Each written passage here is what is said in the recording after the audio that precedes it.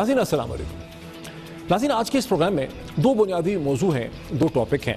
पहले का ताल्लुक पाकिस्तान के वफाकी बजट से है, पाकिस्तान की दाखिली सियासत जिसमें पैनामा JIT है उससे है, और दूसरे का ताल्लुक हिंदुस्तान और पाकिस्तान के दरमियान जिस शॉर्ट वॉर या लिमिटेड वॉर का कहा जा रहा है हिंदुस्तानी मीडिया में उसके साथ है।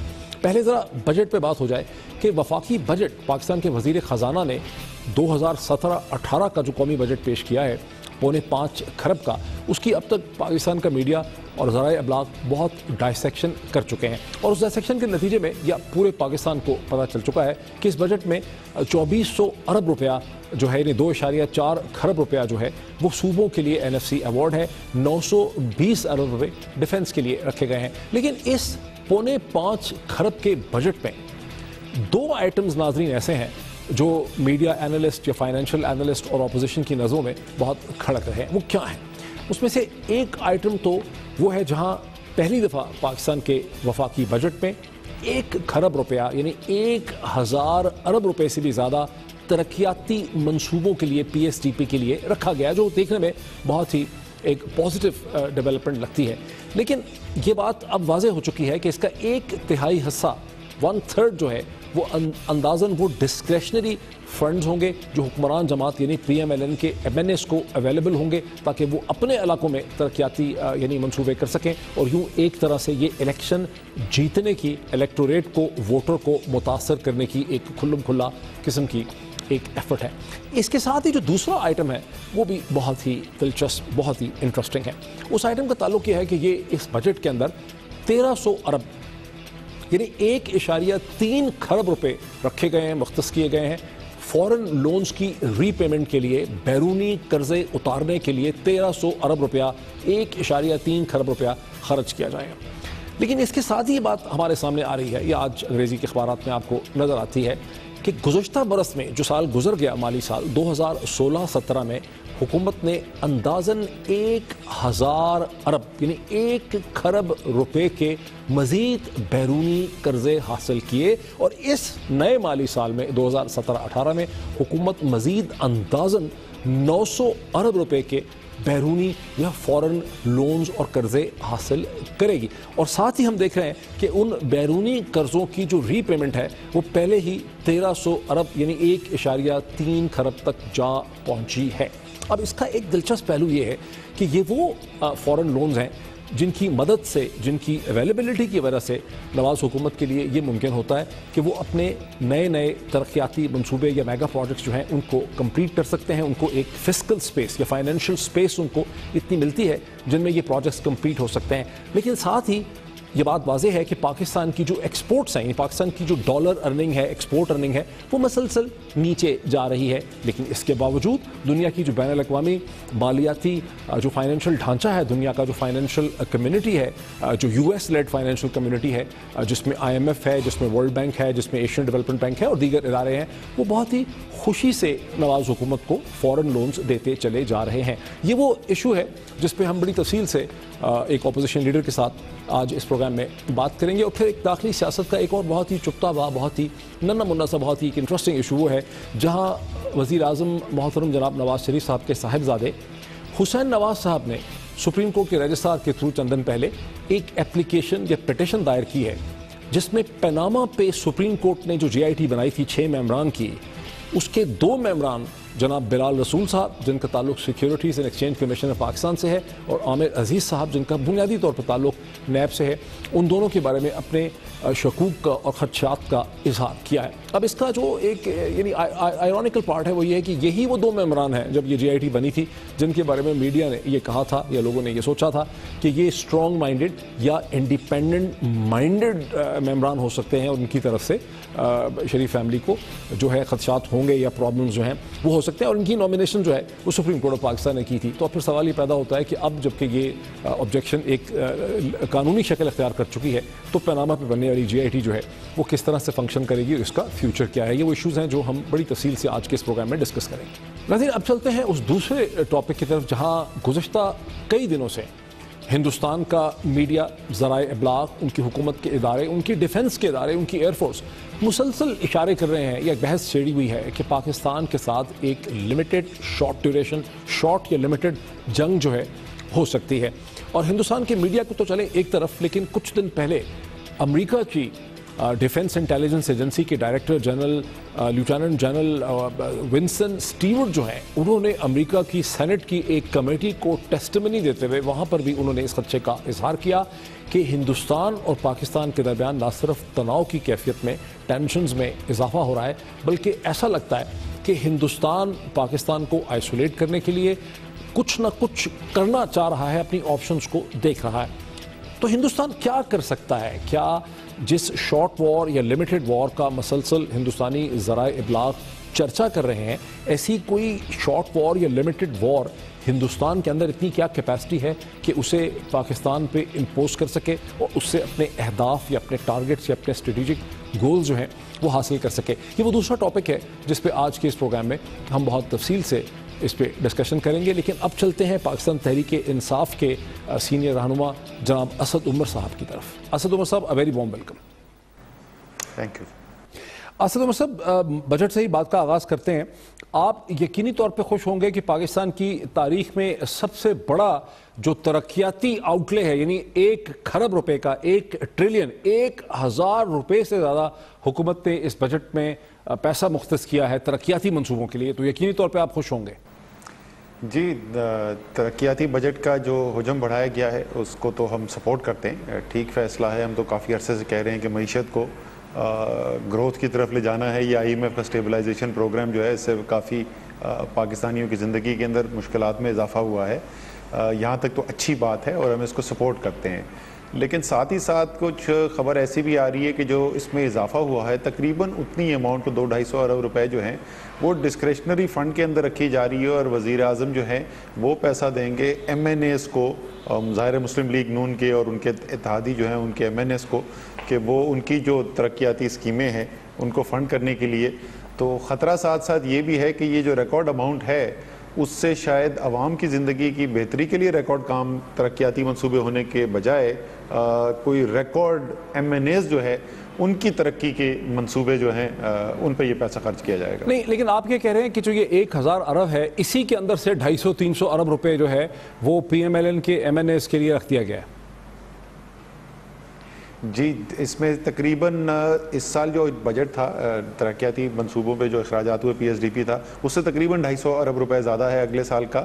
اور تقریباً اتنی ہی اماؤنٹ، میں ابھی بجٹ کے ڈیٹیل پیپرز نہیں پڑھ چکا ہوں، جو خبر آ رہی ہے وہ یہ ہے کہ ڈسکریشنری اماؤنٹ وہاں پر وزیر اعظم کے ڈسپوزل پہ ہے.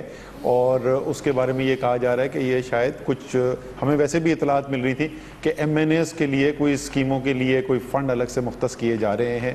لیکن MNA تو سر آپ بھی ہیں اسد صاحب، MNA تو آپ بھی ہیں، تو یہ ڈسکریشنری فنڈز آپ کو بھی ملیں گے. یہ نہیں سر، یہ میں آپ کو پچھلے سال کی وہی مثال دینے والا تھا کہ اسپیشل ڈیولپمنٹ گول جو ہیں، جو پہلے ملینیم ڈیولپمنٹ گولز ہوتے تھے، پھر وہ سسٹینیبل ڈیولپمنٹ گولز کے نام سے اب جاری کیے جا رہے ہیں. تو اس میں پچھلے سال اسلام آباد کے لیے 65 کروڑ روپے مختص کیے گئے تھے. وہ 65 کروڑ کے 65 کروڑ جو ہیں وہ NA49 کے MNA جناب طارق فضل چودھری صاحب کے حوالے کر دیے گئے تھے، جو وزیر کیڈ بھی ہیں. اس کے اوپر بہت ہنگامہ شور مچا، تو انہوں نے سنا ہے کہ آخر میں 4 یا 5 کروڑ روپے اس میں سے NA48 پہ، وہ بھی اپنے جو PMLN کے الیکٹ ہوئے تھے کاؤنسلرز آئے ہوئے تھے ان کے ذریعے انہوں نے وہ خرچ کروائے. یعنی آپ کو ککھ نہیں ملا آج تک؟ آج تک بالکل سر ایک ٹکا نہیں ملا مجھے، اور مجھے چاہیے بھی نہیں. میں بہت خوش ہوں، ہونا ہی ایسا چاہیے. لیکن جن کو ملنا چاہیے بدقسمتی سے ان کو بھی نہیں مل رہا. ملنا جس کو چاہیے یہ ہونا کیوں نہیں. لیکن آپ کا جو MNA، آپ کا جو حلقہ ہے، اگر آپ وہاں پہ کوئی ترقیاتی کام چھوٹا موٹا کرنا چاہتے ہیں تو آپ کیوں نہیں اس پہ شور مچاتے کہ بھئی مجھے فنڈز نہیں مل رہے؟ میں آپ کو وہی تو کہہ رہا ہوں، میں جس کے لیے میں شور میں چاہتا رہا ہوں، میں آپ کو بتا رہا ہوں میں کیا کرتا رہا ہوں. دیکھیں، یہ جو ترقیاتی منصوبے یہ ہونے چاہیے مقامی حکومت کے نظام کے ذریعے. تو نہ NA49 کے MNA کو یہ ملنے چاہیے، نہ NA48 کے MNA کو ملنے چاہیے، لیکن اسلام آباد کا جو میٹروپولیٹن کارپوریشن ہے اس کو تو ملنے چاہیے. اس بجٹ کے اندر MCI کے لیے ڈیولپمنٹ فنڈ 0 رکھا گیا، 1 روپیہ نہیں، دھیلا نہیں دیا گیا ان کو. ان بیچاروں کو الیکٹ کر کے پھر کیوں آئے تھے؟ تو کیونکہ ہم تو دیکھیں، ہم یہ چاہتے ہیں نا کہ اسلام آباد کے یا پاکستان میں کوئی بھی جو علاقہ علاقہ ہے اس کے جو شہریوں کی ضرورت زندگی ہے, ترقیاتی منصوبے جو لوکل مقامی نیچر کے ہیں, نوعیت کے ہیں, ان کے اوپر کام ہونا چاہیے.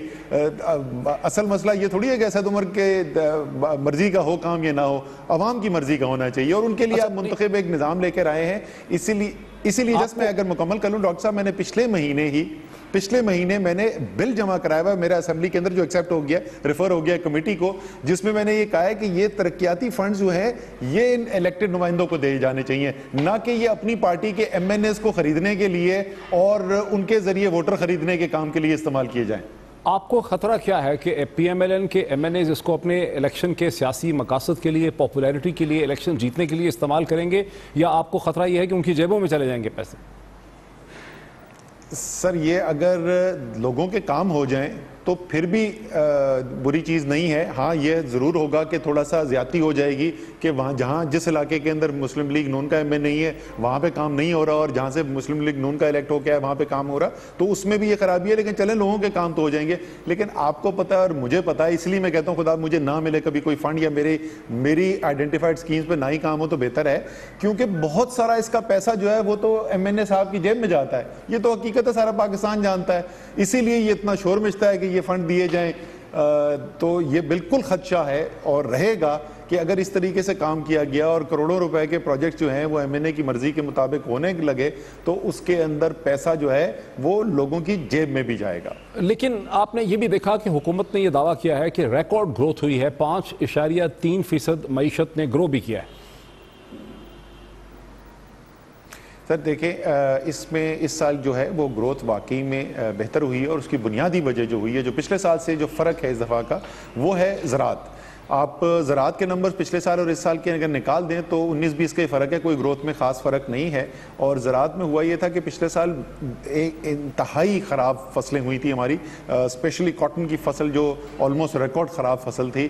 تو اس کی بعد جب نارملسی کی طرف آئے ہیں حالات ایگریکلچر میں تو اس سے ہمیں بمپ ملا ہے, یہ اچھی چیز ہے. اور میرے خیال میں پاکستان کو جو جتنا پریشر اس وقت بلڈ ہو رہا ہے پاکستان کے اوپر کرنٹ اکاؤنٹ ڈیفیسٹ کا, اور اس پہ بھی تھوڑی سی بات کریں گے, اس کے اندر ہمیں تھوڑی روم ملا ہے, اس کے اندر تھوڑی گنجائش ملی ہے یہ بہتر زراعت کی پرفارمنس کی وجہ سے. اسد عمر صاحب رکیے گا, مجھے ایک بریک لینے کے لیے کہا جا رہا ہے. ناظرین ایک مختصر سی بریک لیتے ہیں, کمرشل بریک لیتے ہیں, اور بریک کے بعد یہیں سے بات کو آگے بڑھاتے ہیں آفٹر دا بریک.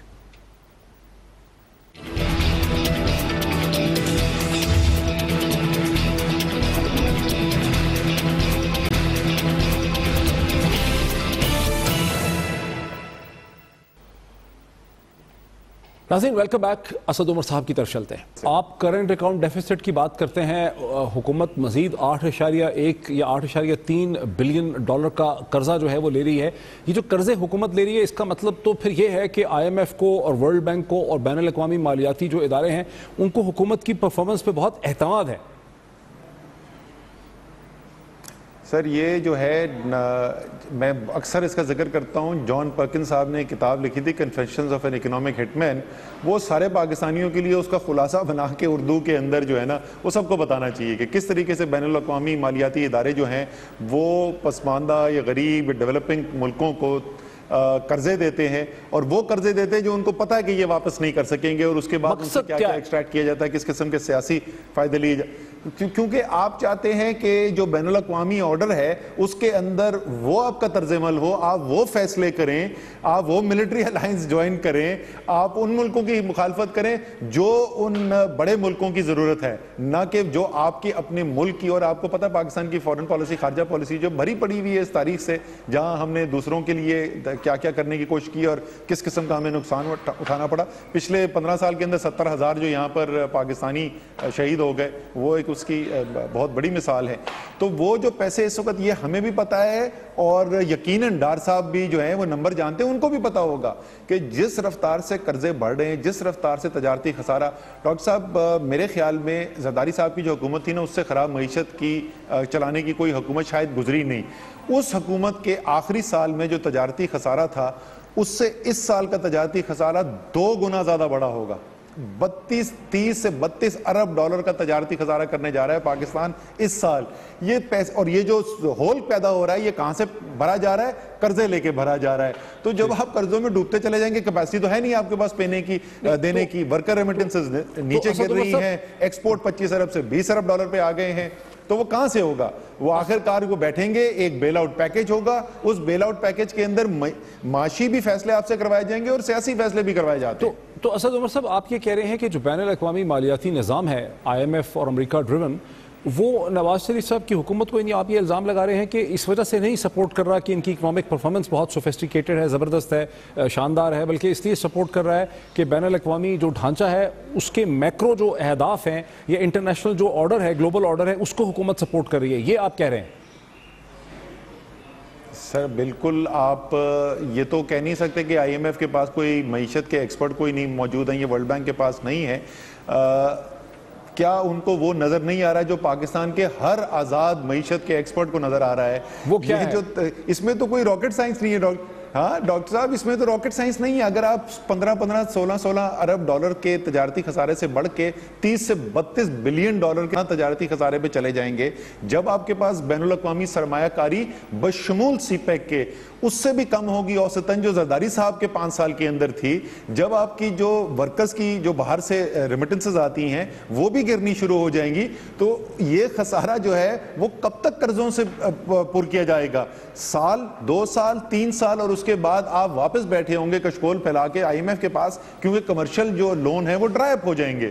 یہ تو بالکل سیدھی میتھس ہے. یہ 3 سال کی اگر آپ سپریڈ شیٹ بنا لیں تو آپ کو نظر آ جائے گا. اس وقت بحث آپ کو پتا کیا ہو رہی ہے پاکستان میں صرف ایکسپرٹس میں, کہ 2019 میں بیل آؤٹ ہوگا یا 20 میں ہوگا, صرف اتنی سی بحث ہے. مطلب یہ اتنا اچھا, لیکن پھر جب اگر حالات اس قسم کے ہیں جیسے آپ ڈسکرائب کر رہے ہیں, تجارتی خسارے کی طرف آپ کی بات کر رہے ہیں, ڈیفیسٹ کی بات کر رہے ہیں, ٹریڈ امبیلنس کی بات کر رہے ہیں, تو پھر وزیر اعظم جب بھی کسی شہر میں جاتے ہیں, جلسہ کرتے ہیں, وہ وہاں پر ایک نئی موٹر وے کا اعلان کر دیتے ہیں, وہ پیسہ کہاں سے آ رہا ہے؟ سر 2 جگہ سے پیسہ آتا ہے. ایک تو ظاہر ہے کہ پاکستان کے اپنے اندرونی جو ہیں وہ بھی ہمارے قرضے بڑھے ہیں. ٹوٹل جو پبلک ڈیفیسٹ تھا, جو پبلک ڈیٹ تھا, جو قرضے کا حجم تھا, وہ مشرف صاحب کی حکومت ختم ہوئی تو 6000 ارب تھا. وہ زرداری صاحب کے 5 سال گزرے تو وہ 14000 ارب پہ پہنچ گیا. 5 سال میں 8000 ارب کا اضافہ ہو گیا, اور میاں صاحب نے الحمدللہ 3 سال 9 ماہ میں 8000 ارب کا مزید اضافہ کر دیا. یعنی زرداری صاحب کے وقت میں جو 5 سال میں لیے گئے تھے قرضے, وہ 3 سال 9 مہینے کے اندر انہوں نے پورے کر دیے. بین الاقوامی قرضے جو ہیں وہ 61 بلین ڈالر سے بڑھ کے 76 بلین ڈالر پہ پہنچ گئے آپ کے. تو یہ آپ کے قرضے آ رہے ہیں, لیکن یہ ساری جو فیتے کاٹ رہے ہیں, میاں صاحب نے اربوں روپے کے اشتہار چلا دیے, پتہ نہیں سینکڑوں فیتے کاٹ دیے, ایک پروجیکٹ کا 3 دفعہ افتتاح کر دیا.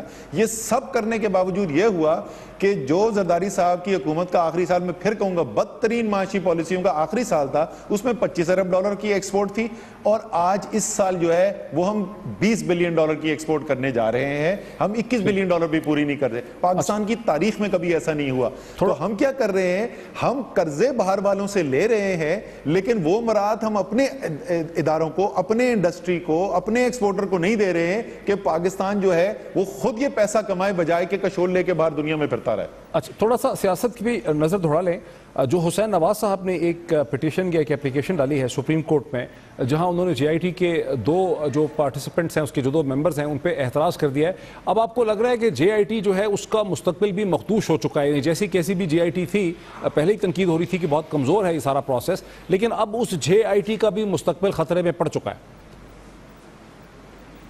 دیکھیں, یہ تو جو سپریم کورٹ کا جب انہوں نے اعلان کیا تھا کہ ہم JIT بنائیں گے, تو اس وقت مجھے یاد ہے میں نے کہا تھا کہ سپریم کورٹ نے اپنے آپ کو ایک بڑے امتحان کے اندر ڈال دیا ہے, کیونکہ ساری قوم کو, پاکستان کی تاریخ سب کے سامنے, لوگوں کے پاس شکوک و شبہات تھے کہ وہی وزیر اعظم جس کی تفتیش ہونی ہے وہی نظام کے اوپر بیٹھا ہوا ہے, تو یہ کیسے ہوگا.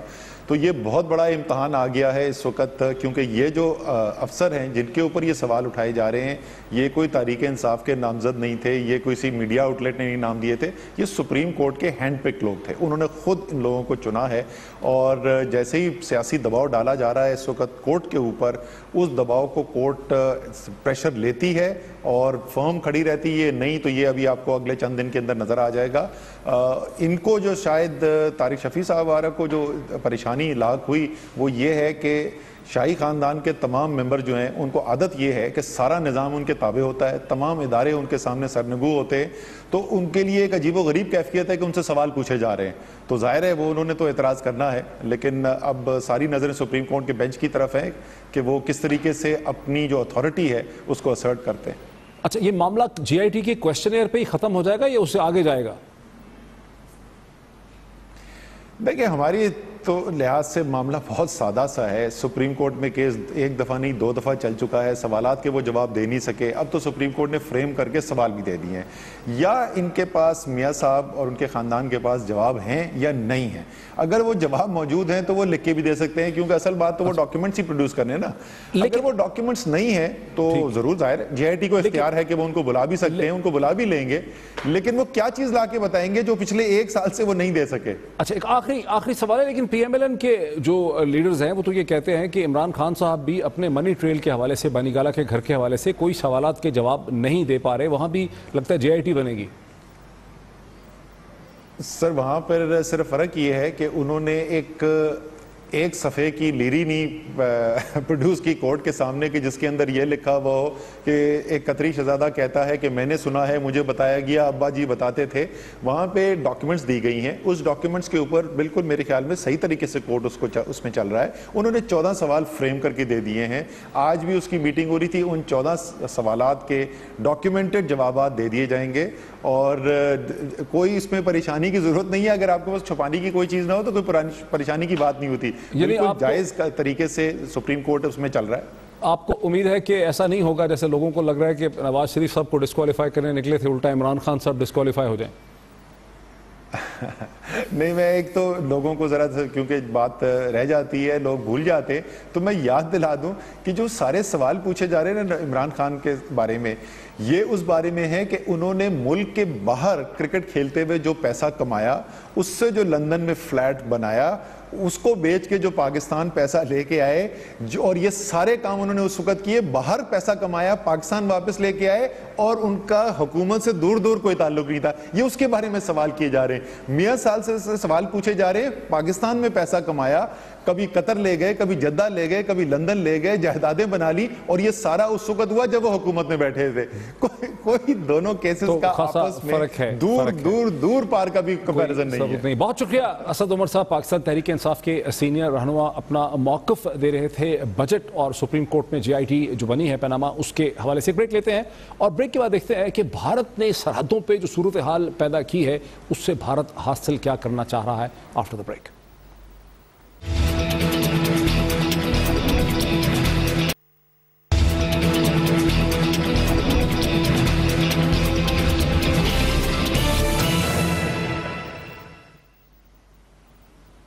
ناظرین ویلکم بیک.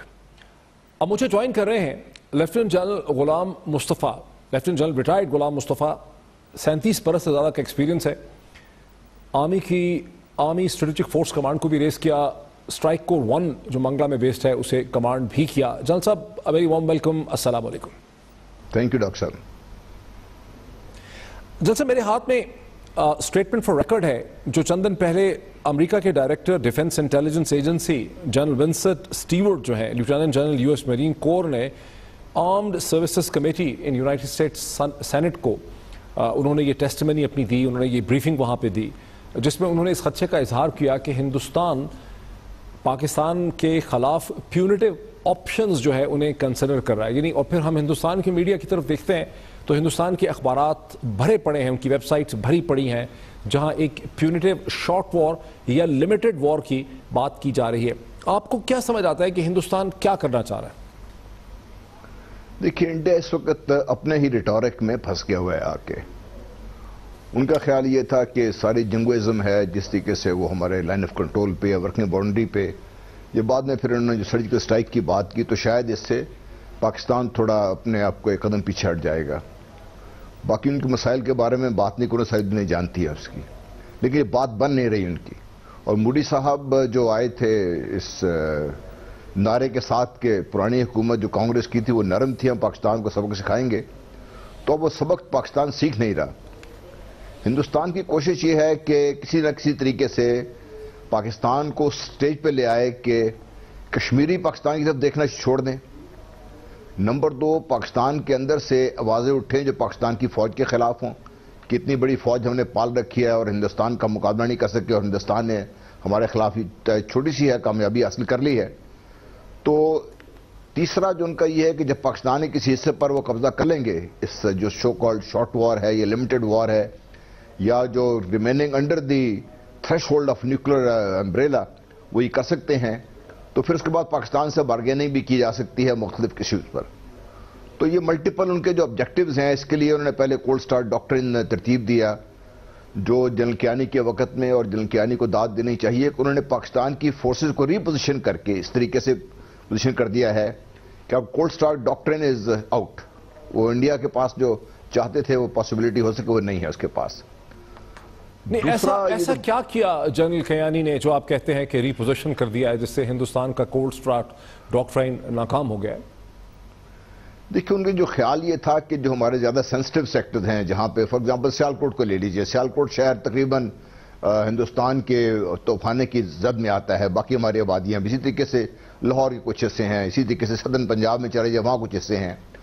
تو ان کا یہ خیال یہ تھا ہندوستان کا کہ بیفور پاکستان گیٹس ریڈی وہ اس جگہ پہ پہنچ جائیں گے اس سے, کیونکہ پاکستان کو ہمیشہ پوزیشننگ کا ایڈوانٹیج رہا ہے اور ٹائم جو لیگ ہے بٹوین دی فورسز جو بارڈرز پہ پہنچنے کا اور پوزیشن لینے کا, اس میں پاکستان کو بہت ایڈوانٹیج ہے.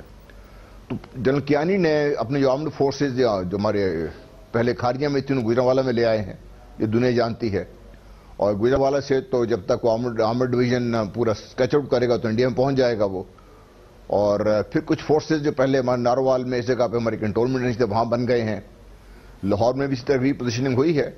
تو جو ری پوزیشننگ کر کے وہ جو ان کا چانس تھا کہ وہ ہمارے لیس جو جہاں پہ ڈیپتھ کم ہے وہاں پہ وہ پہنچ کے ہمیں نقصان پہنچا سکتے ہیں, تو وہ تو بھی آؤٹ ہو گیا اس سے. ٹھیک, سو سرپرائز کا ایلیمنٹ ختم ہو گیا. لیکن آپ جب کہتے ہیں کہ ہندوستان اپنے ریٹرک میں پھنس گیا ہے, یہ اس حد تک تو بات ہو سکتی ہے اگر ہندوستان کی حکومت اور وہاں کا میڈیا ہی واویلا مچائے, لیکن جب امریکہ کے director defence intelligence agency armed services committee کو بریفنگ میں یہ کہتے ہیں کہ خدشہ ہے کہ ہندوستان پیونیٹو میئر اختیار کر سکتا ہے پاکستان کے خلاف, تو یہ بڑی پریسائز اور کنسائز سٹیٹمنٹ ہے. یہ تو انہوں نے تو ٹوٹل 9 لائنز کی ان کی سٹیٹمنٹ ہے جس پہ سارا انہوں نے ڈسکس کیا ہے. تو یہ تو پھر صرف ریٹرک سے بات بڑھ جاتی ہے, یہ ریٹرک تو نہیں رہتا ہندوستان کا. دیکھیے میں جو یہ تو امریکہ کی اسیسمنٹ ہے.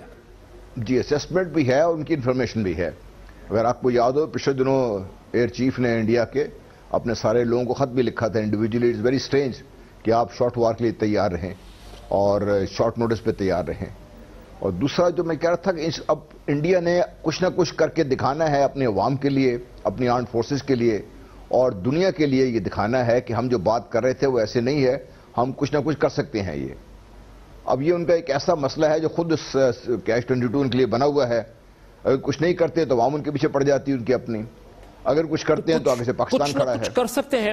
پاکستانی پیراڈائم 1998 کے بعد سے یہ ہے کہ, اور دنیا کا بھی ہے, کہ دونوں ممالک ہندوستان اور پاکستان چونکہ نیوکلیئر کنٹریز ہیں اس لیے ان دونوں کے درمیان جنگ نہیں ہو سکتی ہے, دنیا پریشان ہو جاتی ہے.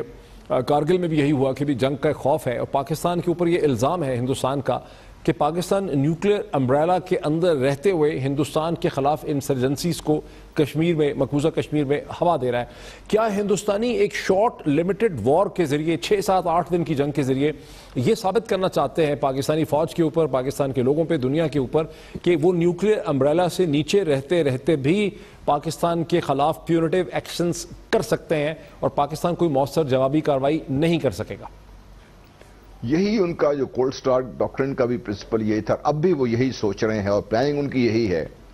لیکن جو وار کے ڈائنامکس آپ ایک آپریشن شروع تو کر سکتے ہیں, پھر ختم کرنا آپ کے بس میں نہیں ہوتا unless you're overwhelmingly powerful, اور وہ انڈیا نہیں ہے. یہی جو انڈین جو سیریس تھنکرز ہیں ان کو ایڈوائز کر رہے ہیں کہ بیفور آپ کچھ اچیو کریں, انڈیا کو اچیو کرے, پاکستان ریئیکٹ کرے گا, اور جب پاکستان ریئیکٹ کرے گا تو پھر پاکستان کا ریئیکشن پورے ہندوستان نے جتنی ایفرٹ کی ہوگی وہ نلیفائی ہو جائے گا سارا. کیونکہ عام طور پہ یہ دنیا کو شاید یہ معلوم نہیں ہے, پاکستان میں خاص طور پہ تاثر دیا جاتا ہے کہ ہماری جو کنونشنل فورسز ہیں شاید وہ انڈیا سے انفیریئر ہیں. ہم انڈیا کے اوپر چونکہ ہم نے قبضہ کرنے کا کوئی ایسا ہمارا منصوبہ نہیں ہے اور انٹرنیشنلی بھی ہمیں کوئی ایسے کوئی بڑے پلانز نہیں ہے, لیکن پاکستان نے جو اپنی جو فورس سٹرکچر ہے یا لمیٹڈ جتنی بھی اپنی ریسورسز ہیں وہ ایسے کنفیگرڈ ہیں کہ ہندوستان کی کوئی بھی جارحیت ہے, چاہے وہ شارٹ لمٹ ڈیوریشن کی ہو چاہے لانگ ڈیوریشن کی ہو، پاکستان اس سے ٹیکل کر سکتا ہے. اور جو نیوکلیر تھریشولڈ کی آپ بات کر رہے ہیں، یہ ایک ایسی ایمبیولنس ہے جس سے ہندوستان بھی ڈرتا ہے اور دنیا بھی ڈرتی ہے، کیونکہ پاکستان کے بارے میں دنیا کو پتہ نہیں ہے کہ جو پاکستان میں ٹیکٹیکل نیوکلیر ویپن سسٹم ہے اور جو بڑے دوسرے ویپن سسٹمز ہیں، ان کو اوورآل جو اسٹریٹجک پیراڈائم ہے اس میں کہاں پہ ہم نے فٹ کیے ہوئے ہیں. اور یہ وہ ایسی چیز ہے جو دنیا کو بھی ڈراتی ہے اور ہندوستان کو بھی ڈرائے رکھتی ہے اس چیز سے. جلال صاحب، 2 امریکن آتھرز نے گزشتہ برس ایک کتاب لکھی جو بڑی پاپولر ہوئی. اس کتاب کا نام ہے ناٹ وار ناٹ پیس. شاید آپ نے بھی دیکھی ہو، جس میں انہوں نے ہندوستان کا جو اسٹریٹجک مائنڈ سیٹ ہے اس کو اسٹڈی کیا ہے. اور وہ کتاب یہ دعویٰ کرتی ہے کہ ہندوستانی مسلسل گزشتہ 17-18 برس سے اس چیز کے اوپر غور کر رہے ہیں، وار گیمنگ کر رہے ہیں کہ یہ جو پاکستان کا نیوکلیر ڈاکٹرائن ہے، کیسے اس کے اثر کو زائل کیا جائے تاکہ پاکستانیوں کو باور کروایا جائے کہ ہم آپ کے ساتھ آپ کو مجبور کر سکتے ہیں، اپنے مقاصد حاصل کر سکتے ہیں نیوکلیر جنگ کا موقع دیے بغیر. اور اس کے اندر ایک ٹرم استعمال کی گئی ہے کمپیلنس، یعنی پاکستان کو مجبور کر دیا جائے. اس کمپیلنس میں یہ بھی ہے کہ سائبر وارفیئر کو استعمال کیا جائے، میڈیا کو استعمال کیا جائے، بین الاقوامی میڈیا کو استعمال کیا جائے، اوپینین شیپ کی جائے، پاکستان میں سول ملٹری ڈیوائیڈ کے ایشو سے فائدہ اٹھایا جائے. اور ہم دیکھتے ہیں کہ ہمارے ہاں ایسی سیاسی جماعتیں، ایسے سیاسی گروپ، آرگنائز سوشل میڈیا کیمپینز جو ہیں افواج پاکستان کے خلاف کی گئی ہیں گزشتہ 4 برس سے مسلسل ڈیفینسو پہ ڈالنے کے لیے. تو ایک ڈیوائیڈ پیدا کی گئی ہے، فائر وال پیدا کیا گیا ہے پاکستانی عوام اور پاکستانی جو ہے آرم فورسز کے درمیان. تو یہ بھی تو ہندوستان کے اسٹریٹجک مائنڈ سیٹ کا حصہ ہے نا؟ دیکھیے 90 سے تقریباً بھارت اس پہ کام کر رہا ہے. سونیا گاندھی نے جب کہا تھا کہ بھئی سافٹ پاور جو ہے انڈیا کی اس کو بھی ہمیں استعمال کرنا چاہیے، تو اس میں انڈیا نے اس نے ایج تھا جب سٹارٹ کیا اس نے. اور یہ آپ کی بات بالکل صحیح ہے کہ پاکستان کے اندر سے وہ ایسے آئی لینڈ بنانے میں کامیاب ہو گیا ہے جو پاکستان کی جو اوورآل انوائرمنٹ ہے اس سے فائدہ اٹھاتے ہوئے سول ملٹری ڈیوائیڈ کا ایک قصہ لے کے بیٹھ جاتے ہیں، پھر بار بار یہ قصہ لے کے بیٹھ جاتے ہیں کہ افواج پاکستان کی وجہ سے سارے پاکستان کا مسئلہ بنا ہوا ہے. اور اس قسم کے جو دوسرے، تاکہ عوام کے دلوں میں اور فوج کے اندر سے بدقسمتی یہ ہے کہ ہماری جو سیاسی لیڈرشپ ہے یہ نہیں سمجھتی کہ خدا نہ خواستہ اگر فوج کے اندر سے اس قسم کی بات کرنے کی کوشش کی گئی اور فوج کو ڈیوائیڈ کرنے کی کوشش کی گئی تو پھر پورے ملک کا نقصان ہوگا. الحمدللہ ہماری آرم فورسز سے بات کو بڑی پوری طرح سمجھتی ہیں. اور آپ نے یہ دیکھا ہوگا گزشتہ 15-16 سال سے حالانکہ بدترین قسم کی جنگ پاکستان کی فوج لڑ رہی ہے اور کامیابیاں حاصل کر رہی ہے، الحمدللہ پاکستان کے فوج کی طرف سے کبھی ایسی چیز نہیں آئی جس سے کہ ملک کو یا قوم کو یا عوام کو یہ تاثر ملے کہ وہ بھی ایک ایسی جو کھیل میں یا لڑائی میں مشغول ہیں جس سے پاکستان کے اندرونی چزم کو جو ہے نا وہ فائدہ پہنچ سکتا ہے. تو اس لیے آپ کے وساطت سے میں یہ آرمی کو بھی باقی سب کو بھی یہ بتانا چاہوں گا کہ خدا کے لیے یہ سمجھیے کہ ہم کس لڑائی میں ہیں اور کس لیول کی لڑائی میں ہیں. اور یہ ایک ملٹی ماڈل یا ملٹی فرنٹ قسم کی لڑائی ہے جس میں media, cyber warfare, opinion making, civil military divide, یہ تمام ایشوز اس کمپریہنسو جنگ کا حصہ ہیں. جیسے میرا last question to you, Raghu Raman ایک بہت پرومیننٹ انڈیا کی اسٹریٹجک تھنکر ہے، ایکس آرمی آفیسر ہیں، انہوں نے تھنک ٹینکس پہ بہت کام کیا، کتابیں لکھی، ناول لکھے، ڈاکومنٹریز بنائی. انہوں نے بھی ایک پیس لکھا ہے بہت interesting, for all the chest thumping India can't win a war against Pakistan. وہ کہتے ہیں کہ انڈیا کو اتنا ایج نہیں جو چیز آپ کہہ رہے ہیں وہ بھی کہتے ہیں کہ ہندوستان کو اتنا بڑا ایج حاصل نہیں ہے کہ ہندوستان جو ہے وہ پاکستان سے ایک سکسیسفلی جنگ جیت سکے. تو کیا آپ ہمارے ویورز کے سامنے کانفیڈنٹلی یہ کہہ سکتے ہیں کہ یہ ہندوستان کا جو سارا ریٹرک ہے شارٹ وار کا، لمیٹڈ وار کا، ہندوستان جو پوری کیلکولیشن کرے گا، اسپریڈ شیٹ دیکھے گا تو وہ یہ ایسا کوئی فیصلہ نہیں کر پائے گا کہ ہم کشمیر میں یا کہیں پر ایک شارٹ وار کریں؟ آپ کانفیڈنٹ ہیں کہ ہندوستان ایسا کوئی انیشیٹو نہیں لے گا جیسا انہوں نے سپٹمبر میں کیا، ایک سرجیکل سٹرائک کا ڈرامہ کیا، ایسی کوئی چیز دوبارہ نہیں کر سکتا؟ دیکھیے ایم کو کی جنت میں رہنے والوں کے بارے میں تو آپ کچھ یقین سے نہیں کہہ سکتے، لیکن جس طرح رگھو راون کی آپ بات کر رہے ہیں سینسیبل ہیں، یہ میں نے پڑھا ہے ان کو پہلے بھی. یہ جو اسٹریٹجک انوائرمنٹس ہیں اس ریجن کی، فورس سٹرکچرز ہیں، فورس کی ایبلٹیز ہیں، وہ سب کو سمجھتے ہیں. اور ان کی ایڈوائس میں سمجھتا ہوں ہندوستان کے لیے بہت اہم ہے، اور جو سیریس تھنکرز ہیں ہندوستان کے وہ یہ بات سمجھتے ہیں. اور پاکستان کو آپ کے وساطت سے پاکستان کے ویئرز کو یہ میں یقین دلانا چاہتا ہوں کہ جس طرح جنرل راحیل نے بات کی تھی، چاہے کولڈ سٹارٹ ہو چاہے ہاٹ سٹارٹ ہو، ہم اس کے لیے تیار ہیں. پھر انہوں نے ایک اور بڑی بات کی تھی جو دنیا عام طور پہ بھول جاتی ہے. جب آپ کو یاد ہو سی پیک کے لیے مسئلہ بنا تھا تو وہ گلگت پہنچ کے جو سٹارٹ پوائنٹ ہے وہاں انہوں نے بیان دیا تھا کہ ہم اپنے مفاد کے دفاع میں آخری حد تک جائیں گے اور اگر ضرورت پڑی تو اس سے آگے بھی. تو فوج پاکستان الحمدللہ کیبل بھی ہیں, تیار بھی ہیں, اور سب سے بڑی بات یہ ہے کہ ہماری فوج بیٹل ہارڈنڈ ہے. ہر فوجی جو ہے اس وقت جس کی 5 سے 6 سال نوکری ہے وہ تقریباً 2 دفعہ 2 سال کا عرصہ اس جنگ میں گزار چکا ہے جو دنیا کی سب سے مشکل ترین جنگ ہے. پھر ایسے فوجیوں سے لڑنا اتنا آسان کام نہیں ہے. اتنا آسان کام نہیں ہے. بہت شکریہ جنرل صاحب. ناظرین آج پروگرام میں اتنا ہی. آپ نے یہ تبصرہ اور یہ انالیسس سنا. کل پھر آپ سے ملاقات ہوتی ہے. بہت شکریہ.